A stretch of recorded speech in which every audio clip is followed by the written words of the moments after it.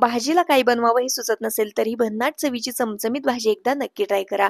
त्यासाठी 1 चमचा पांढरे तीळ आणि खसखस भाजून घेतली. 1 वाटी सुक्कं खोबरं भाजून घेतलं. संपूर्ण साहित्य थंड झाल्यानंतर मिक्सर जारमध्ये काढलं.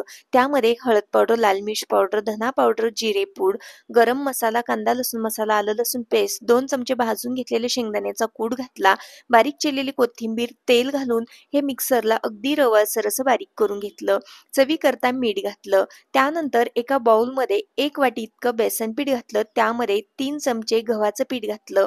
ओवा, हळद पावडर, लाल मिर्च पावडर, चवीकरता मीठ, थोडंसं तेल घालून पाणी घालून हे अगदी घट्टसर असं मळून घेतलं. एका पॅनमध्ये उभा चिरलेला कांदा, लसूण, आलं, थोडंसं तेल टाकून भाजत आलं की सुक्कं खोबरं टाकून हे भाजून थंड करून मिक्सर जारमध्ये काढलं.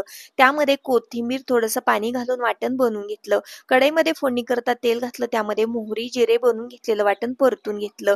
हळद पावडर, लाल मिर्च पावडर, कांदा लसूण मसाला, धने पूड घातली. गरम मसाला घालून व्यवस्थित मसाले परतून घेतले. थोडंसं पाणी घालून मसाले तेल सुटेपर्यंत परतून घेतले. चवीकरता मीठ घातलं. 2 ग्लास गरम केलेलं पाणी घालून हा कट उकळत आहे तोपर्यंत बनवून घेतलेल्या कणकेचा अगदी छोटासा गोळा तोडून घेतला.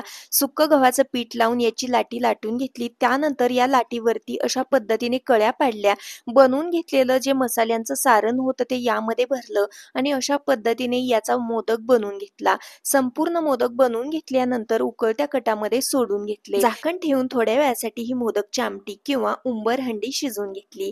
त्यानंतर भन्नाट चवीची चमचमीत अशी मोदकची आमटी तयार आहे. भाकरी चपाती सोबत सर्व्ह करू शकता. व्हिडिओ आवडला असेल तर लाईक, फॉलो नक्की करा.